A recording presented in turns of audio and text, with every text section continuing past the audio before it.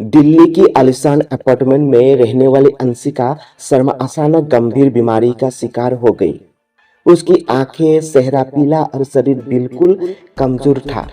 मां सुनीता रात दिन उसकी देखभाल करती पर हालत सुधरने के बजाय बिगड़ती गई। कई डॉक्टर और अस्पताल दिखाए गए, पूजा पाठ भी करवाए गए, पर सब बेकार साबित हुआ। एक रात अचानक अंशिका अपने कमरे में सीखने लगी। जब माता पिता पहुंचे तो देखा कि वह दीवारों को नाखूनों से खुरस रही थी और आंखें पूरी तरह लाल हो चुकी थी।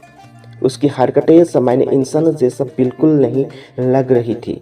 डॉक्टर ने इसे मानसिक बीमारी बताया, मगर माँ बाप को यकीन नहीं हुआ। इसी बीच गांव में बुआ कमला आई। वो तंत्र मंत्र जानती थी। उन्होंने कमरे में कदम रखते ही नकारात्मक ऊर्जा महसूस की। पूछताछ में पता चला कि अंशिका 1 महीने पहले ऑफिस ट्रिप पर उत्तराखंड गई थी। कमला ने तुरंत कहा, ये बीमारी नहीं, इसे मसान ने पकड़ लिया है। परिवार तुरंत अंशिका को उत्तराखंड के 100 मीलों स्थित एक पुराने मंदिर ले गए। रास्ते भर अंशिका अजीब सी आवाजें निकलती रही, कभी सीखती, कभी हंसती तो कभी किसी अज्ञात भाषा में बोलती। मंदिर पहुंचकर बाबा ने कहा कि अंशिका को एक अविवाहित पुरुष के प्रेत ने जकड़ लिया है, उसे सुराने के लिए बलि देनी होगी। रात को हवन शुरू हुआ।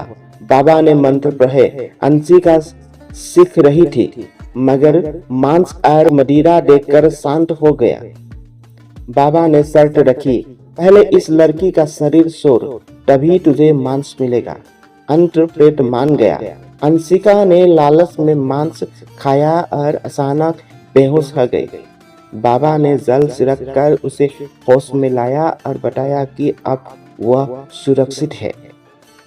कुछ दिनों बाद अंशिका धीरे धीरे सामान्य होने लगी, लेकिन माँ के मन में सवाल था कि यह सब शुरू कैसे हुआ। अंशिका ने याद किया, ट्रिप पर उसकी सहेली प्रेरणा उसे फोटो खिंचवाने के बहाने जंगल के भीतर ले गई थी। तभी अचानक प्रेरणा गायब हो गई और पीछे से उसे डरावनी आकृति ने घेर लिया। जब सुनीता ने प्रेरणा से सामना किया तो उसने सच्चाई कबूल कर ली। असल में वह अंशिका से बेहद जलती थी, क्योंकि ऑफिस में सब उसे पसंद करते थे, यहाँ तक कि अर्जुन भी, जिसे प्रेरणा चाहती थी। इसलिए उसने जानबूझकर उसे उस जंगल में छोड़ा जहां मसान का वास था। अंशिका ने प्रेरणा की बातें रिकॉर्ड कर ली और ऑफिस में दे दी। नतीजा यह हुआ कि प्रेरणा को नौकरी से निकाल दिया गया। सालों बीत गए। अंशिका पूरी तरह ठीक हो चुकी थी, मगर उस भयावह अनुभव ने उसे अंदर से बदल दिया। अब वह किसी पर जल्दी भरोसा नहीं करती, क्योंकि उसे समझ आ गया कि कभी-कभी सबसे बड़ा धोखा दोस्त ही दे जाते हैं।